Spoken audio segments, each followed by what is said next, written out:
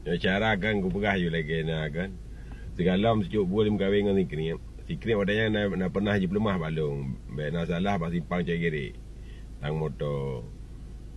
Jadi ku pegah ilung ba si krim. Ada je krim bukan baik kamu kahwin ngai tangan ku. Kena ndak mau pom yang lu pegah tangan kan. Letak urang leh ka, termasuk aparat punya ilah leh berkan. Makaji kan punya orang nak depui fikirnya kan betul tak taknya lagi pegah ke. Pegah roy malim segala macam kannya datang. Jadi si jubulnya kan ni kerja bak bank, bakti bak bank. Jadi apa krimnya kan jak-jak bak bank ko kebah pen sago ada yang nak buat BPL kan merempaklah dengan cuponya. Jadi baba ikiban doa aku kaim kahwin doa aku dengar.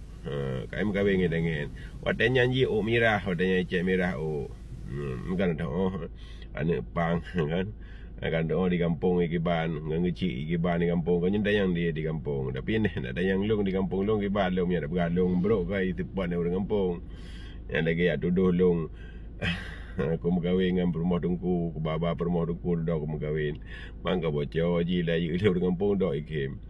Jadi kan ilong kan aku megawin perumah ku anak mi mandu mangga pun megawin mi drama perumah po ilong mu 16 perumah kedua bida mai SMP perumah kelih bida mai SMP perumah kepet bida mai SMP malah perumah kepet kan tengah gelah SMP aku menikah dah aku ajak ikulaman dia boleh ajak ikulaman ka bocor ka depo lepak Bukhari wadanya kepala aman lo tukung beranya pak kecil boarding ka bocor ka sebab dubit ilung syara wadanya ke ngara musibah ka tempai berita wadai ka poreh payosi wadanya ka sar rezeki mabucang masa intel pak jena kan tempai berita long agara aku kahwin dengan mi di bawah umur.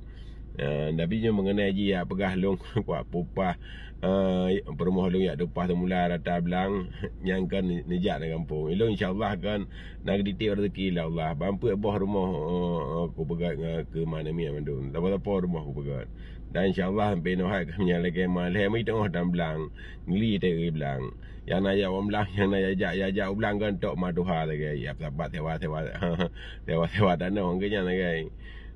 Jadi kan watai fitnah haji kan ada orang habah si jubul yang belai ke long kan ke rumah malim ikan pelakor makan anak mi anak ada kan makemai kelakoi nak kibai kun makaji kan ji hanayai kelakoi makaji kan menya tandai ji lakoi duk ji yang ji akan itu ai mana duk ke begah kan ron ku rasa boh pun juga ron mungkin ke 28 boh ku rasa boh makaji lakoi ai ke duk ji raya ada koi bukan tianya tabakannya ada koi pun lagi cara okey cara terima kasih atas perhatiannya.